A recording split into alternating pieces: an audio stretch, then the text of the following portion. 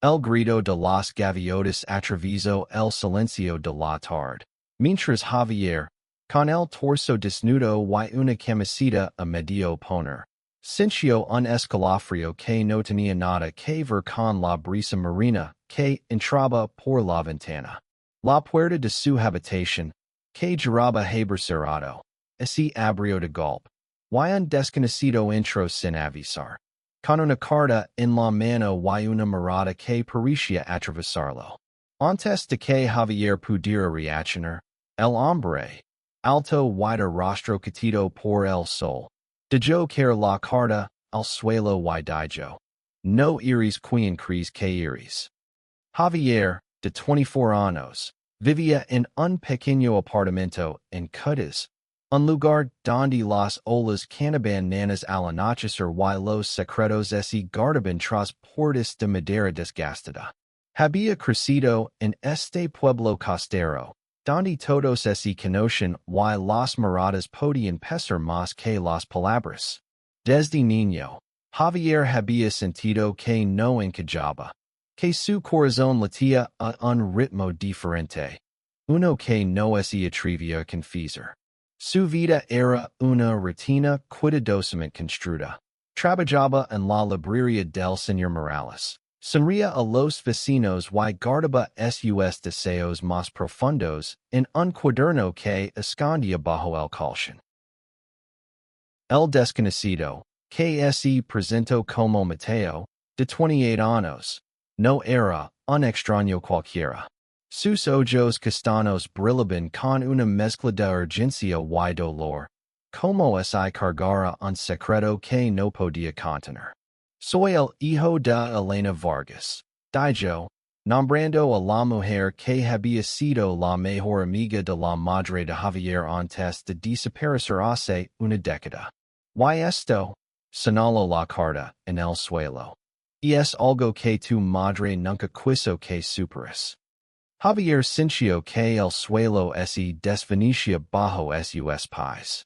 La carta, escrita con la letra temblorosa de su madre, hablaba de un amor prohibido, de una verdad que ella había enterrado para protegerlo. Mientras leía, las palabras lo golpeaban como olas contra las rocas. Su madre, antes de morir, había amado a Elena, y ese amor había sido la razón por la cual Elena dejó el pueblo. Javier, que siempre había sentido una conexión inexplicable con los recuerdos de su madre, se dio cuenta de que no estaba solo en su lucha interna. Pero, ¿por qué Mateo había irrumpido en su vida ahora? ¿Y qué significaba esa verdad para él?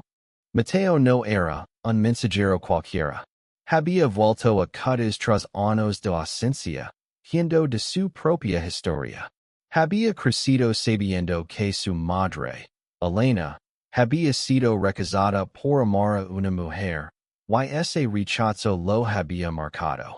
Ahora, frente a Javier, sentía una mezcla de culpa y atracción. No solo había venido a entregar una carta, había venido a buscar respuestas, a entender por qué su madre nunca regresó. Pero al ver a Javier, con su vulnerabilidad a flor de piel, algo en él se removió. No estaba preparado para lo que sentía. La tarde se desvaneció en un silencio tenso. Javier, con la carta en la mano, miró a Mateo. ¿Por qué ahora? Preguntó, su voz quebrantos. Mateo respiró hondo, como si las palabras fueran un peso. Porque yo también estoy cansado de esconderme, confieso. Y en ese momento, bajo la luz del atardecer, dos almas heridas comenzaron a entretejerse, sin saber que el pueblo entero observaba, esperando el menor de los para juzgarlos. Los días siguientes fueron un torbellino. Javier no podía dejar de pensar en la carta, en las palabras de su madre que describían un amor tan intenso que había desafiado las normas de un pueblo atrapado en el tiempo. Cada noche, relía las líneas, buscando en ellas un reflejo de sí mismo. Había sentido atracción por hombres desde la adolescencia, pero el miedo al rechazo lo había silenciado. Ahora, con la verdad de su madre en sus manos, sentía una mezcla de alivio y terror. Ysil también era capaz de amar así, sin restrictions, pero a un costo tan alto. Mateo, por su parte, había instalado temporalmente en una pensión cerca del puerto. No podía explicar por qué no marchaba de Cádiz. Había cumplido su propósito, entregar la carta. Pero cada vez que veía a Javier, y fuera en la librería o paseando por la playa, sentía un nudo en el pecho. Mateo había tenido relations fugaces en otras ciudades, siempre ocultándose, siempre temiendo ser descubierto. Pero en Javier veía algo diferente. Una vulnerabilidad que lo atraía y lo asustaba a partes iguales. Una tarde, mientras el sol pintaba el cielo de tonos anaranjados, Javier y Mateo se encontraron en la playa. Javier, con el cuaderno donde escribía sus pensamientos, se sentó en la arena, invitando a Mateo a acompañarlo. ¿Alguna vez has sentido que no perteneces a ningún lugar? Preguntó Javier, su voz apenas audible sobre el sonido de las olas. Mateo asintió, mirando el horizonte. Toda mi vida, respondió. Mi madre me enseñó a jurar antes de que me enseñaran a cuidar. Esa conversación marcó el inicio de una conexión que ninguno de los dos esperaba. Hablaron durante horas, compartiendo historias de sus infancias, de los rumores que los perseguían, de los sueños que no se atrevían a pronunciar. Javier confesó que había escrito cartas que nunca envió, palabras de amor que temía que alguien leera.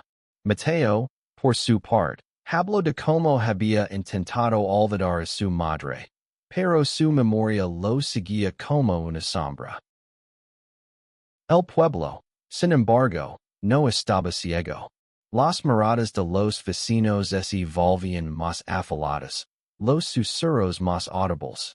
La señora Carmen, la dueña de la panadería, comentó en voz alta que ese forastero traía problemas.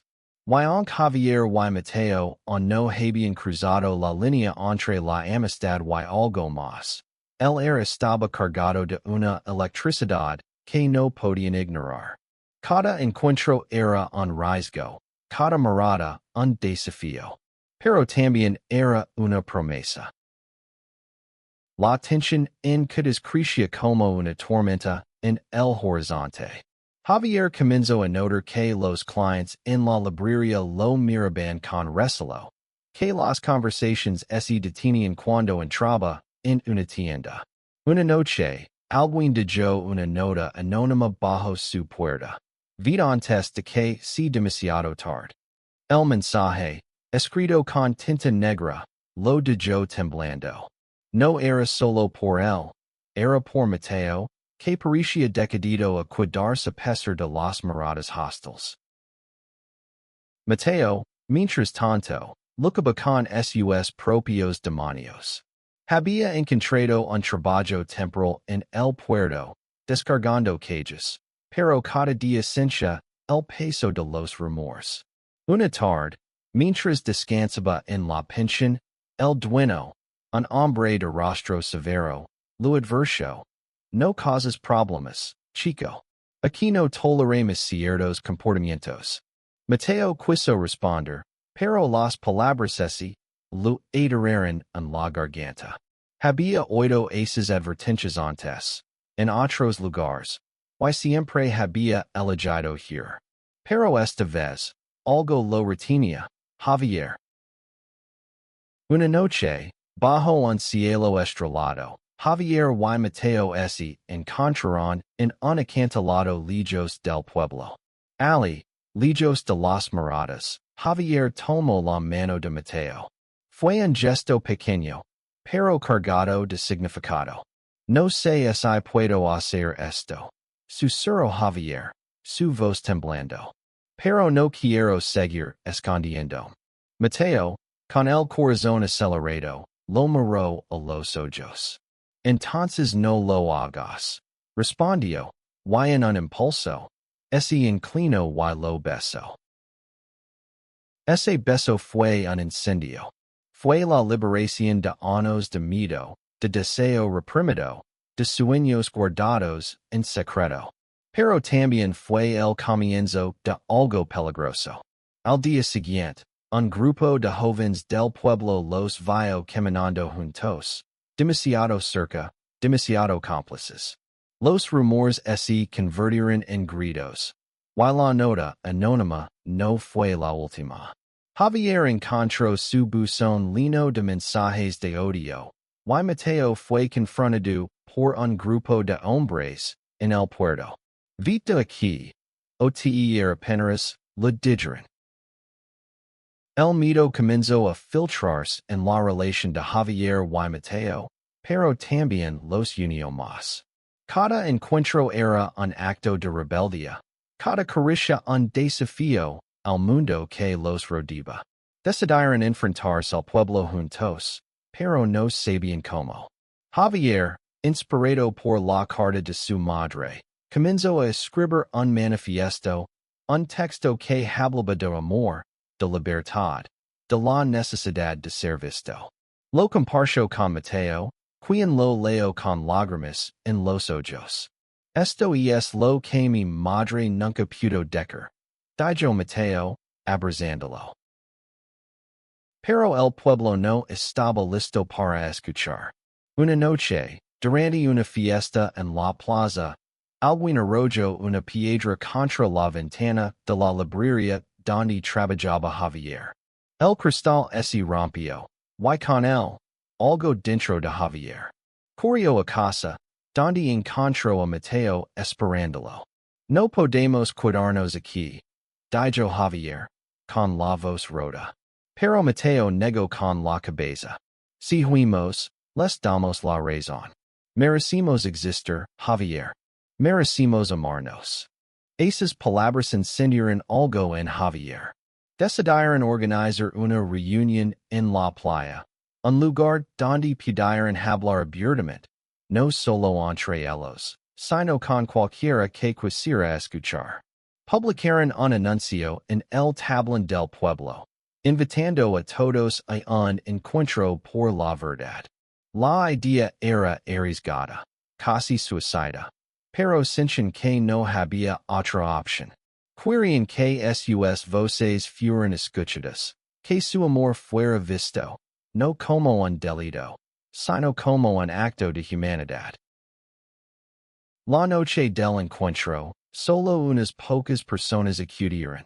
Un par de amigos de Javier, una anciana que había conocido a su madre, y, sorprendentemente, la hija adolescente de la señora Carmen, quien confesó que también se sentía atrapada por las expectativas del pueblo.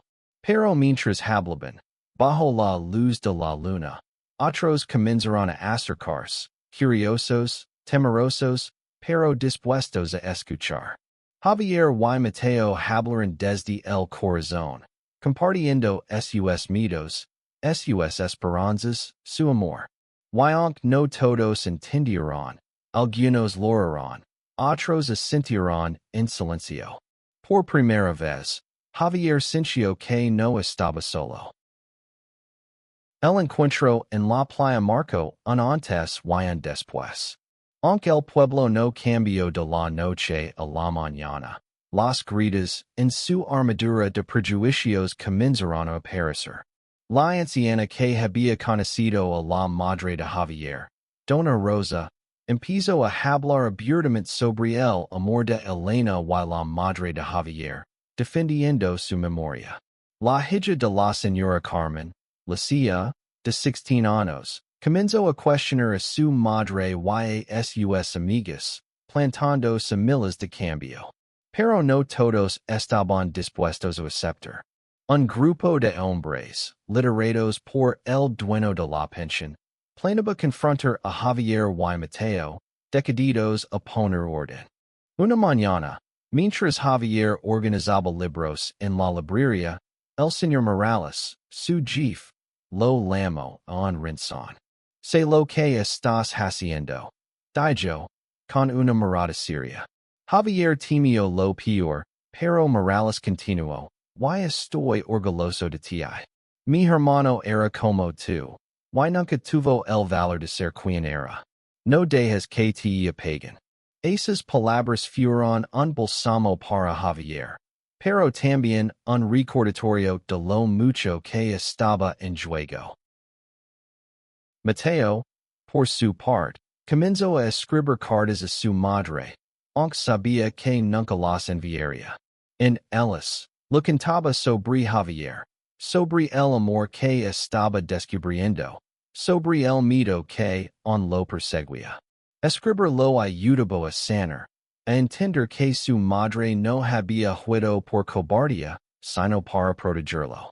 Una noche, compartió una de esas cartas con Javier, y juntos lo harán, no solo por el pasado, sino por la posibilidad de un futuro juntos. Pero el peligro seguía acechando. Una noche, mientras caminaban por el puerto, fueron acorralados por el grupo de hombres de la pensión. Las palabras se convirtieron en empujones, y los empujones en golpes. Javier recibió un puñetazo en el rostro, y Mateo, intentando protegerlo, terminó en el suelo. Fue la silla que pasaba por allí, quien gritó pidiendo ayuda, atrayendo a una multitud que obligó a los agresores a retroceder. Heridos pero vivos, Javier y Mateo se miraron, sabiendo que habían cruzado un punto de no retorno. Tras el ataque, Javier y Mateo decidieron que no podían seguir viviendo en la sombra. Con la ayuda de Lucia y Dona Rosa, organizaron una marcha silenciosa por el pueblo, levando pancartas con mensajes de amor y aceptación. Aunque solo unas pocas personas se unieron, el impacto fue innegable. Los vecinos, que antes susurraban, ahora observaban en silencio. Algunos se unieron, otros se alegraron, pero el mensaje estaba claro. Javier y Mateo no se rendirían. La marca no estuvo exenta de conflictos. Hubo gritos, insultos, incluso objetos erigidos desde las ventanas. Pero también hubo momentos de humanidad. Una madre que abrazó a su hijo, que confesó ser gay. Un anciano que se disculpó por haber juzgado en el pasado. Javier y Mateo caminaban de la mano, con el corazón acelerado pero la cabeza en alto. Sabían que no cambiarían el mundo en una noche, pero estaban plantando una semilla. El señor Morales ofreció la librería como un espacio seguro para quienes quisieran hablar, compartir sus historias o simplemente encontrar refugio. Poco a poco, más jóvenes comenzaron a acercarse, confesando sus propios secretos, sus propios amores. Cutas, que había sido un lugar de prisión para Javier, comenzó a transformarse en un lugar de esperanza. Pero el cambio no era suficiente para borrar las heridas. Javier aún tenía pesadillas sobre el ataque, y Mateo temía que su presencia solo trajera más dolor. Una noche, sentados en el acantilado donde se habían besado por primera vez, Mateo confesó su mayor miedo. No quiero ser la razón por la que te lastiman. Javier, con lágrimas en los ojos, tomó su rostro entre las manos. Tú no eres la razón. Eres la razón por la que sigo adelante. En ese momento, bajo las estrellas, renovaron su promesa de no rendirse, de amarse a pesar de todo. El verano llegó a su fin, y con él, una calma frágil se instaló en Cutas. Javier y Mateo decidieron quedarse, no porque el pueblo hubiera cambiado por completo, sino porque habían encontrado un hogar el uno en el otro. La librería se convirtió en un refugio para muchos. Un lugar donde las historias de amor, de dolor y de esperanza podían ser compartidas sin miedo. Lucia, ahora una activista en ciernes, organizó un club de lectura para jóvenes, donde se discutían temas de identidad y aceptación. El señor Morales, inspirado por Javier, compartió la historia de su hermano, quien había muerto sin poder vivir su verdad. Dona Rosa, con su voz temblorosa pero firme, habló en la iglesia del pueblo, pidiendo compasión y amor en lugar de juicio. Y aunque muchos se resisten al cambio, las nuevas generaciones comenzaron a alzar la voz, desafiando las normas que habían silenciado a tantos. Javier y Mateo, ahora una pareja abierta, enfrentaron desafíos, pero también encontraron alegría. Caminaban por la playa de la mano, sin importar quién los viera. Escribían juntos, sonaban juntos, y cada día era una pequeña victoria. Una tarde, mientras ordenaban la librería, encontraron una carta escondida entre los libros. Era de Elena, la madre de Mateo, escrita años atrás pero nunca enviada. En ella, pedía perdón por haber huido, pero también expresaba su esperanza de que un día, su hijo y el hijo de su amada pudieran vivir libres. Esa carta fue el cierre que ambos necesitaban. Javier y Mateo decidieron honrar a sus madres, no solo viviendo su amor sin miedo, sino ayudando a otros a hacer lo mismo.